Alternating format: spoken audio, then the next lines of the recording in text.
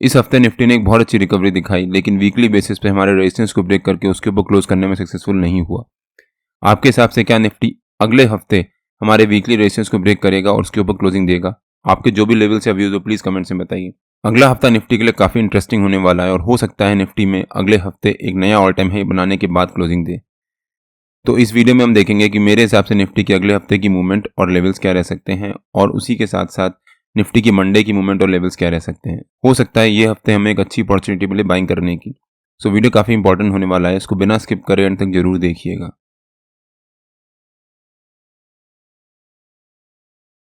Hello friends, welcome to trade to spend. Nifty के weekly analysis के एक और वीडियो में आपका स्वागत है। होप आपने हमारा पिछले हफ्ते का वीडियो देखा होगा जिसमें हमने अपने इस हफ्ते के लेवल शेयर किए थे। इस हफ्ते निफ्टी ने एक बहुत अच्छी रिकवरी दिखाई, लेकिन फिर फ्राइडे को, जैसा हमने अपने पिछले वीकली एनालिसिस के वीडियो में कवर भी किया था, कि निफ्टी ने फ्राइडे को फिर एक फॉल दिखाया और हमारे वीकली रेजिस्टेंस को ब्रेक करके उसके ऊपर क्लोजिंग देने में सक्सेसफुल नहीं हुआ।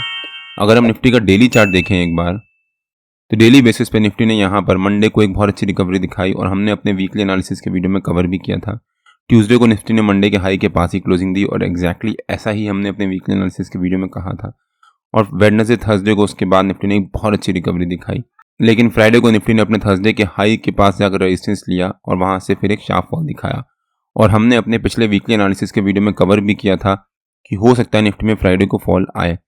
अगर आपने हमारा वीकली एनालिसिस का वो वीडियो नहीं देखा है तो उसका लिंक मैंने डिस्क्रिप्शन में डाल दिया है और आपको ऊपर यहाँ पर आई बटन में मिल जाएगा। पिछले 2-3 हफ्ते से Nifty almost same pattern follow कर रहा है। यहाँ पर भी निफ्टी ने डेली बेसिस पे हमारे वीकली रेजिस्टेंस को ब्रेक करा और उसके ऊपर क्लोजिंग दी, लेकिन फाइनली निफ्टी ने फ्राइडे को फिर एक फॉल दिखाया शार्प और हमारे वीकली रेजिस्टेंस के नीचे आकर ही क्लोजिंग दी। उसके अगले हफ्ते भी निफ्टी ने हमारे वीकली रेजिस्टेंस के नीचे आकर क्लोजिंग दी।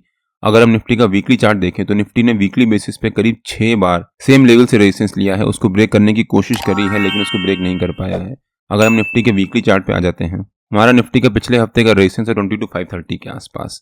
और अगर आप ध्यान से देखो तो निफ्टी ने यहाँ पर 1, 2, 3, 4, 5 और इस हफ्ते 6 बार निफ्टी ने उस रेजिस्टेंस को ब्रेक करने की कोशिश करी है, लेकिन उसको ब्रेक करके उसके ऊपर क्लोजिंग देने में सक्सेसफुल नहीं हो पाया है, जो कि निफ्टी के लिए एक इंपॉर्टेंट लेवल हो जाता है। हमारे देश में इलेक्शन चल रहे हैं और 4 जून को उसका रिजल्ट आना है। उससे पहले हो सकता है निफ्टी में एक बहुत अच्छी रैली आए और हमें एक अच्छी अपॉर्चुनिटी मिले बाइंग करने की और प्रॉफिट बनाने की। ऑलरेडी 2 फेज के इलेक्शन हो चुके हैं। अगर आपने इलेक्शन में वोट दिया है और आप हमारा व्हाट्सएप प्रीमियम ब्रॉडकास्ट भी ज्वाइन करना चाहते हो, तो 2024 के इस इलेक्शन में हमारा व्हाट्सएप प्रीमियम ब्रॉडकास्ट ज्वाइन करने का 24% का डिस्काउंट चल रहा है, जिसकी डिटेल्स मैंने ऑलरेडी अपने टेलीग्राम चैनल में पोस्ट कर दी हैं। उसका लिंक आपको डिस्क्रिप्शन में मिल जाएगा और आप टेलीग्राम में ट्रेड टू स्पेंड नाम से सरमा के ज्वाइन कर सकते हो। लेकिन जैसा हमने अभी कवर किया कि निफ्टी ने करीब 6 बार एक ही लेवल से रेजिस्टेंस ले चुका है। अगर आप किसी चीज़ को बार बार हिट करोगे तो धीरे धीरे वो कमज़ोर हो जाती है और उसके बाद एक हिट आपको वहां से एक बहुत अच्छे ब्रेकआउट देता है और उसके बाद एक बहुत अच्छी रैली आती है, और वैसा ही हो रहा है।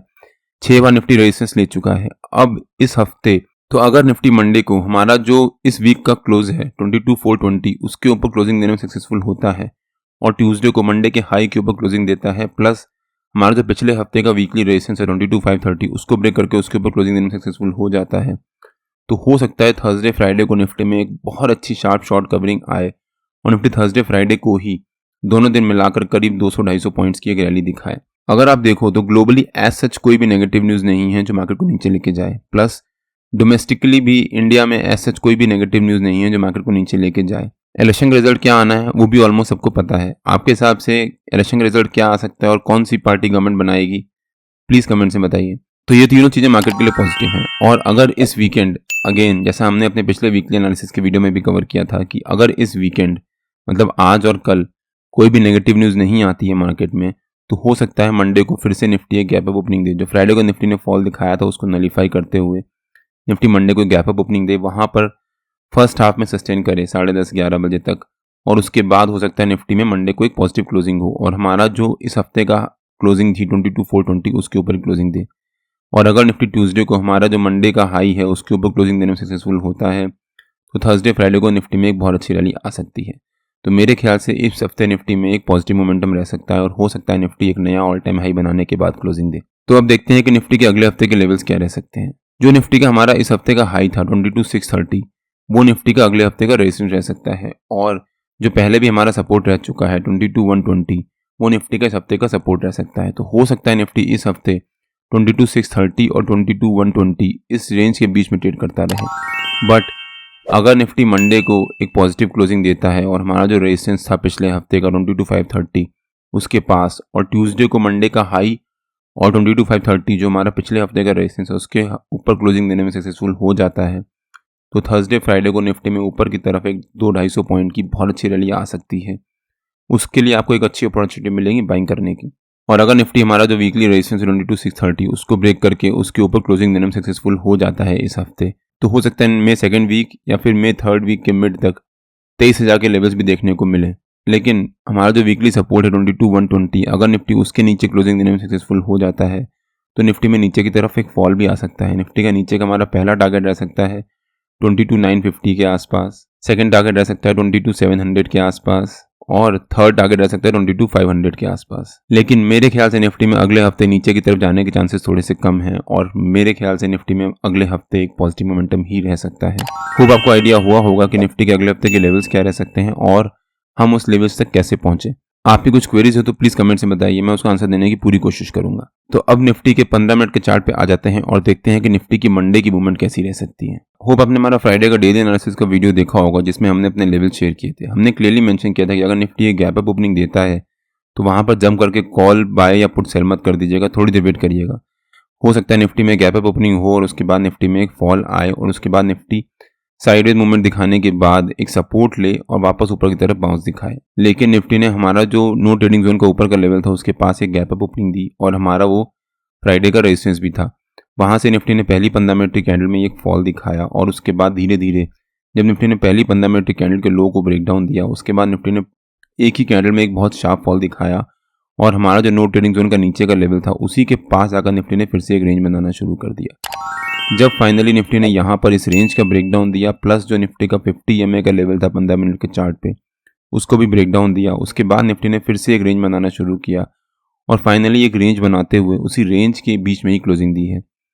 निफ्टी ने यहाँ पर अगर ये शार्प फॉल दिखाया होता तो यहाँ पर हमें एक अच्छी अपॉर्चुनिटी मिली होती बाइंग करने की, लेकिन निफ्टी ने इस फॉल को दिखाया लेकिन एक रेंज बनाते हुए और धीरे धीरे निफ्टी ने फॉल दिखाया, जिस वजह से हमें कुछ खास अच्छी अपॉर्चुनिटी मिली नहीं बाइंग करने की निफ्टी में। अब मैंने अगर यहाँ पर जंप करके मान लीजिए जैसे जब निफ्टी ने इतनी बड़ी कैंडल से क्लोजर दिया था तब मैंने यहाँ पर जंप करके पुट बाई किया होता अगर, तो अगली ही कैंडल निफ्टी ने छोटी सी रिकवरी दिखाई और फिर निफ्टी ने एक अच्छी रिकवरी दिखाई, फिर मेरा यहाँ पर स्टॉप लॉस हिट हुआ होता बिकॉज इतनी बड़ी कैंडल थी तो इसके कहीं बीच में आधे में मैंने स्टॉप लॉस लगाया होता और मेरा स्टॉप लॉस हिट हुआ होता। जब मेरा स्टॉप लॉस हिट हुआ होता उसके बाद निफ्टी ने फिर से यहाँ पर एक फॉल दिखाया, फ्रस्ट्रेशन में आकर मैंने फिर से यहाँ पर पुट बाई किया होता बिकॉज निफ्टी ने अगेन एक फॉल दिखाया है, लेकिन फिर निफ्टी ने हमारे नो ट्रेडिंग जोन के नीचे से लेवल के सपोर्ट लिया और एक बाउंस दिखाया, अगेन मेरा स्टॉप लॉस हिट हुआ होता, बार बार मेरा स्टॉप लॉस हिट हुआ होता और मैं बार बार यहाँ पर बाइंग और सेलिंग कर रहा होता तो मेरे को सारा कैपिटल वहाँ पर बर्न हो चुका होता, जिस वजह से मैं जब निफ्टी ने यहाँ पर फॉल दिखाया होता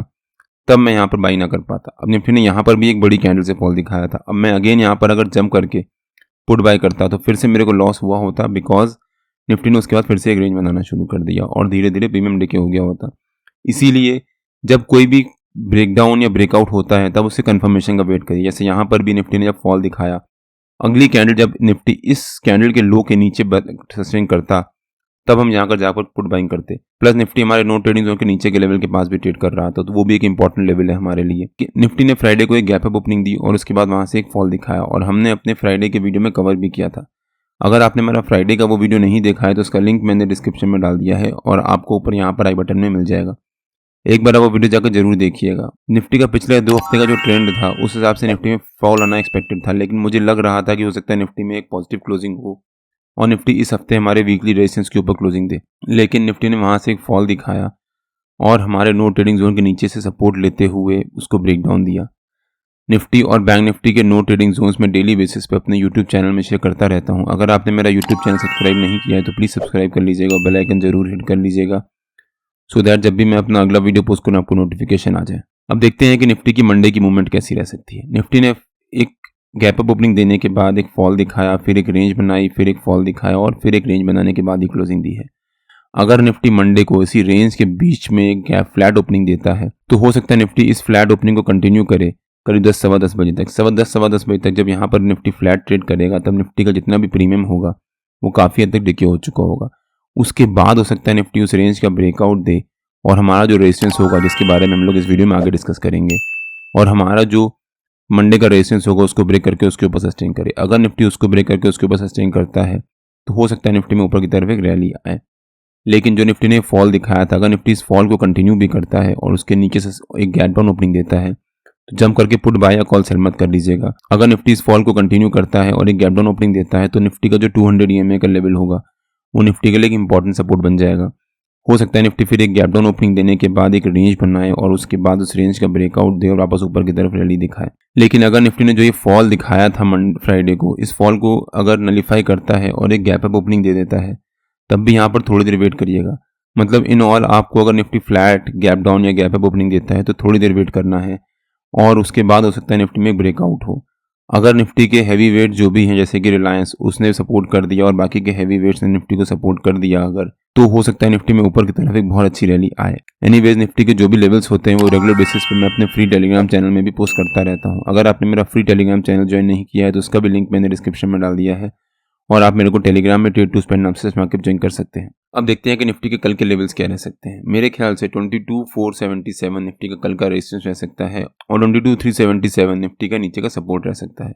हो सकता है निफ्टी मंडे को 22,477 एज ए रेजिस्टेंस और 22,377 एज ए सपोर्ट इसी रेंज के बीच में ट्रेड करे। 22,377 पे निफ्टी ने पहले भी कई बार यहाँ से सपोर्ट लिया है 15 मिनट के चार्ट पे, यहाँ पर भी निफ्टी ने सपोर्ट लिया और जब उसको ब्रेकआउट दिया फिर उसको रीटेस्ट करने के बाद निफ्टी ने एक बाउंस दिखाया, फिर एक रेंज बनाई और उसके बाद एक बहुत अच्छा बाउंस दिखाया और वापस निफ्टी इसको रीटेस्ट करने आया है। अगर निफ्टी ने कल यानी मंडे को एक फ्लैट ओपनिंग दी और उसके बाद वहाँ पर एक रेंज बनाई, रेंज बनाने के बाद उस रेंज का ब्रेकआउट दिया और हमारा जो रेजिस्टेंस है 22,477 उसको भी ब्रेक करके उसके ऊपर सस्टेन किया तो निफ्टी का हमारा ऊपर का पहला टारगेट हो जाएगा 22,505 के आसपास, सेकंड टारगेट हो जाएगा 22,555 के आसपास और थर्ड टारगेट हो जाएगा 22,606 के आसपास। लेकिन अगर निफ्टी ने मान लीजिए एक फ्लैट ओपनिंग देने के बाद एक रेंज बनाई और उस रेंज का ब्रेकडाउन दिया तो हो सकता है निफ्टी यहाँ से एक फॉल दिखाए। फॉल दिखाने के बाद हमारा जो सपोर्ट है 22,377 उसके पास अगर निफ्टी फिर से एक रेंज बनाना शुरू करे, अगर निफ्टी यहाँ पर एक रेंज बनाता है और निफ्टी के जो हैवी वेट्स है जैसे कि रिलायंस अगर वो पॉजिटिव रहते हैं तो हम यहाँ पर कॉल बाई कर सकते हैं। मैं अपने फ्री टेलीग्राम चैनल में भी शेयर कर दूंगा अगर मैं कुछ बाई करूंगा तो हम यहाँ पर कॉल बाई कर सकते हैं। हो सकता है with our support as a stop loss और हो सकता है उसके बाद निफ्टी में एक रिवर्सल आए और निफ्टी वापस हमारी इसी रेंज के बीच में आए, फिर 2-2:30 बजे के आसपास निफ्टी इस रेंज का ब्रेकआउट दे और वापस ऊपर की तरफ एक नई रैली दिखाए। लेकिन अगर निफ्टी ने यहाँ पर इस रेंज का ब्रेकडाउन दिया और हमारा जो सपोर्ट है उसको भी ब्रेक करके उसके नीचे सस्टेन किया तो निफ्टी के नीचे के लेवल्स भी ओपन हो जाएंगे। निफ्टी का नीचे का हमारा पहला टारगेट रह सकता है 22,333 के आसपास, सेकेंड टारगेट रह सकता है 22,300 के आसपास और थर्ड टारगेट रह सकता है 22,261 के आसपास। लेकिन जो निफ्टी ने फॉल दिखाया था, अगर निफ्टी इस फॉल को कंटिन्यू करता है और हमारा जो सपोर्ट है उसके पास है उसके नीचे एक गैप डाउन ओपनिंग देता है तो जंप करके यहाँ पर पुट बाय या कॉल सेल मत कर दीजिएगा। जैसे यहाँ पर भी निफ्टी ने एक ह्यूज गैप डाउन ओपनिंग दी, उसके बाद एक बहुत अच्छी रिकवरी दिखाई और अगर निफ्टी एक गैप डाउन ओपनिंग देता है तो हो सकता है निफ्टी यहाँ से थोड़ी देर सस्टेन करे, आधा पौन घंटा, और उसके बाद एक रिकवरी दिखा दे। लेकिन अगर निफ्टी ने गैप डाउन ओपनिंग देने के बाद वहाँ पर सस्टेन कर गया और उस रेंज का ब्रेकडाउन दे दिया तो निफ्टी के नीचे के लेवल्स भी ओपन हो जाएंगे और हो सकता है उसके बाद निफ्टी में नीचे के लेवल्स भी अचीव करें। बट अगर निफ्टी ने हमारे सपोर्ट रेजिस्टेंस के पास 22,477 के पास एक गैप अप ओपनिंग ही दे दी या फिर उसके ऊपर, तब भी यहाँ पर आधा घंटा वेट कर लीजिएगा। हो सकता है 9:50 के आसपास निफ्टी में वापस ऊपर की तरफ रैली आना शुरू हो और उसके बाद निफ्टी एक शार्प रिकवरी दिखाए। अगर निफ्टी ने एक गैप अप ओपनिंग दी और वहाँ पर आधा पौन घंटा सस्टेन कर गया और उसके बाद अगर निफ्टी ने ग्रीन कैंडल से उसको ब्रेकआउट दिया तो हो सकता है निफ्टी में ऊपर के हमारे तीनों टारगेट्स बड़ी 4-5 कैंडल में ही या फिर 1-1.25 घंटे में ही अचीव करे। निफ्टी और बैंक निफ्टी के जो भी लेवल्स होते हैं वो रेगुलर बेसिस पे मैं अपने फ्री टेलीग्राम चैनल में पोस्ट करता रहता हूँ। अगर आपने मेरा फ्री टेलीग्राम चैनल ज्वाइन नहीं किया है तो उसका लिंक मैंने डिस्क्रिप्शन में डाल दिया है और आप मेरे को टेलीग्राम में ट्रेड टू स्पेंड नाम से मार्केट ज्वाइन कर सकते हैं। अगर आपको वीडियो अच्छा लगा हो तो please like, share and subscribe और बेल आइकन जरूर हिट कर लीजिएगा और अपने दोस्तों को शेयर करना मत भूलिएगा, उनको भी हेल्प करिए अगर वो लॉस कर रहे हैं तो। मंडे को मार्केट में मिलते हैं। टिल देन जय श्री राम एंड जय हिंद।